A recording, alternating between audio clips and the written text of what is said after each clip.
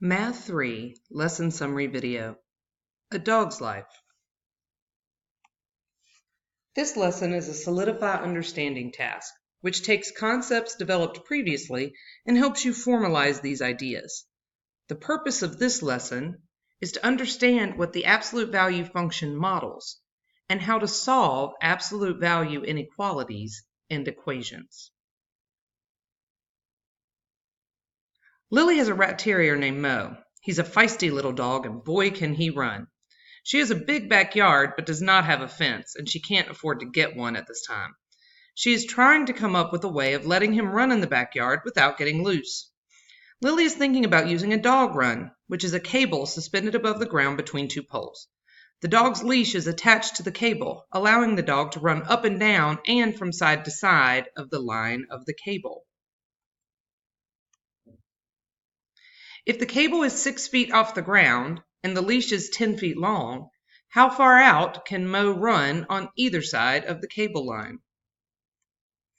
So first we need to realize what the situation is actually describing us. If you've never used a dog run before, it is a line between poles or trees, and then the leash attaches to it so they can run back and forth this way in between the two poles. But the leash also allows them to run out this way and to run out in the other direction. So it gives them a little bit more freedom than maybe they would normally have just on a tie out or a chain. It looks like for this problem that we want the line itself to be 6 feet off of the ground. So that's going to be 6 feet. But then the leash is also 10 feet long. So we kind of have to think about how does that translate? This is looking at it from a side angle. If I was thinking about it as a pole here in the middle, and I've got the line that's up here at 6 feet, the leash would come down from the line and, eventually connect to the dog. I draw very poor little dogs. He's a happy dog. And so this is going to be 10 feet. If we think about it this way, you may notice that we are starting to get a shape that we are somewhat familiar with, a right triangle. And so if we know that this side is 6 feet and this side is 10 feet, then we can figure out how far out he can go. And if you use your Pythagorean theorem, we should find out that that is 8 feet. Now, it is also important to notice that he could go 8 feet on this side of the line, come out this way, but he could also go out in the other direction. So he could come out 8 feet this way as well.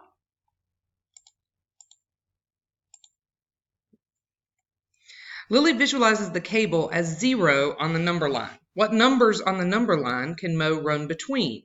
Write this interval as an inequality.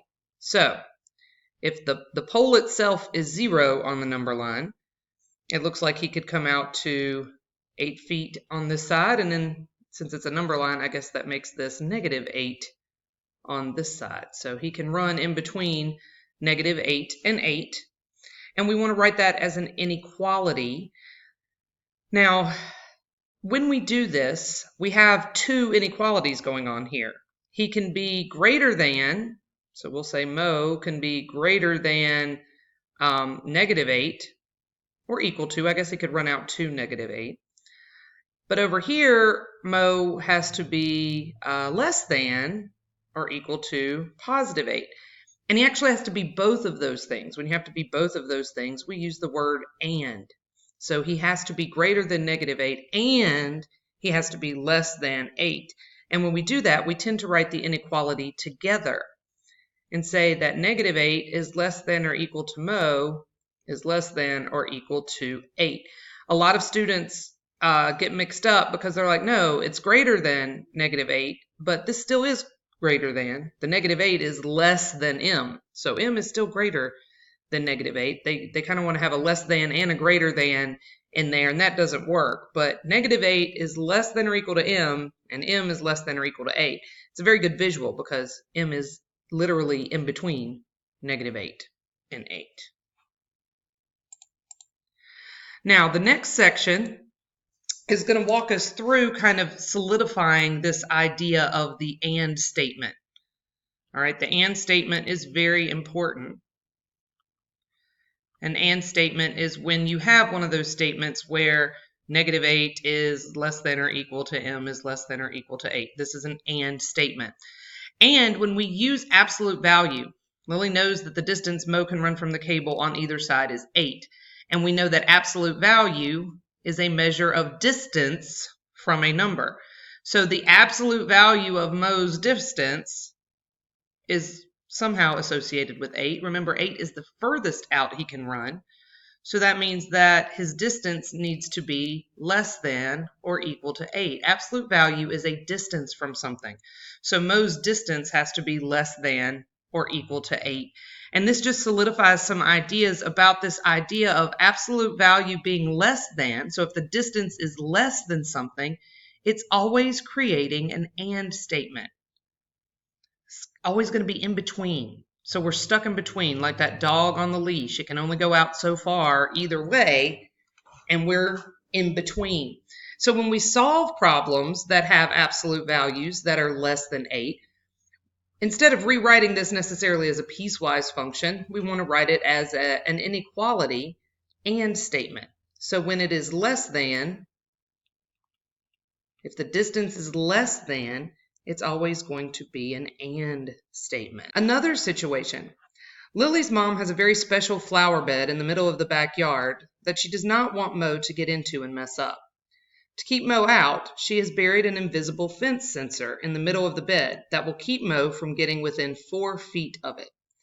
If Lily thinks of the middle of the flower bed as 0, where can Mo be on the number line? Write this interval as an inequality. So let's think about that for a second. We've got the flower bed, and the flower bed, we planted a sensor in the middle at 0. And we said the sensor will keep Mo from getting, if he gets within 4 feet of it, he'll get shocked. So he's not going to want to get within 4 feet of it. So if we go 4 feet out this way, this would be 4, 2, 3, and then 1, 2, 3.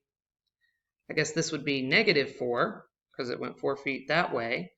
So we have 4 and -4, and Mo doesn't want to get in here because if he gets in here, he gets shot. So that would imply that he's out here somewhere, right? He can be anywhere out on this side of the yard, and he can be anywhere out on this side of the yard. So if I'm thinking about that as inequalities, it looks like Mo can be less than -4. And I think I'm not going to put equal to here because I'm afraid if he were to get right at the 4 foot mark, he'd get shocked too. So I'd say he wants to get close to it, but probably not touch it because then he still gets shocked. So he can be hanging out over here, or his other option is that he could be hanging out over here because he can be over in this area, just not less than 4 feet. So that looks like Mo could also be greater than 4. This again is making this an or situation. So our last situation was an and situation. It was trapped in between. And this is an or situation, which means that I'm out of this area. I'm out over here, or I'm out over here. I can't really be in both of those places at the same time. So I don't want to use and because it can't be both of them. It's one or the other. And so that's going to be an or statement. So Lily realizes we're still talking about a fixed distance away from something. So we are still talking about absolute value. So how would we write this distance as an absolute value? So let's think about that. We said that we could be here at 4 or going out this way. And we could be down here close to -4 and going out this way. But we're still talking about Mo's distance from that sensor. So if we make it a distance, an absolute value, the distance from, Mo wants his distance from that sensor to be more than 4 feet. because if it's less than 4 feet, he's going to get shocked. So he wants his distance to be more than 4 feet. And again, I opted for not equal to just because I think he might get shocked there at the 4 foot line. So that's going to be a greater than situation. So as you go through the rest of these questions, what this is solidifying here is this idea that if an absolute value is greater than a number, so greater, if it is greater than, that's going to give you an or statement. That's where you have one of these statements where it's less than the negative or it's greater than the positive. And so when you're setting up and trying to solve inequalities like that, the idea is that once you know that distance number, you want to make it an or statement. Rewrite it as a piecewise, it has 2 pieces. A piece that is less than the negative value and a piece that is greater than the larger value. And so you end up with those 2 pieces on the graph. Greater than always turns out to be or, and less than always turns out to be and. Now, the last section of the task is not just practice. These are actually trying to introduce you and get you to think about some other ideas. For example, here we have a problem that is a distance less than 0. And I could rewrite this, it's less than. I could rewrite it as being in between and come up with some numbers that it has to be in between. But the problem is I need to put it in context. Can a distance be less than 0? And the answer is no, that's not possible. Remember, absolute value always turns out to be a positive number. The only numbers that are less than 0 are negative numbers. You're never going to have an absolute value that is less than 0. So in this situation, it's not possible. There is no number that we could plug in there that's going to make this number turn out to be less than 0. It's not possible. Here, we actually have to remember about dividing by negatives. Don't forget, when you divide by a negative with inequalities, you have to switch the sign. And so that's something that you just want to make sure you remember. With this one, we end up being greater than, because when I subtract 6, so my distance ends up being greater than a negative number. So when we think about that, well, whatever I plug in for x here, when I take the absolute value of it, it's going to turn out to be positive. Any positive number will always be greater than negative 2. So anytime you have an absolute value greater than a negative number, that's all numbers. It doesn't matter what we plug in for that or what we substitute or what we decide to input into that function, it's going to turn out to be greater than a negative number. And so this is trying to get you to look at the situations and not just worry about steps for solving, but really analyze what's going on. Is that possible? Is that always going to happen?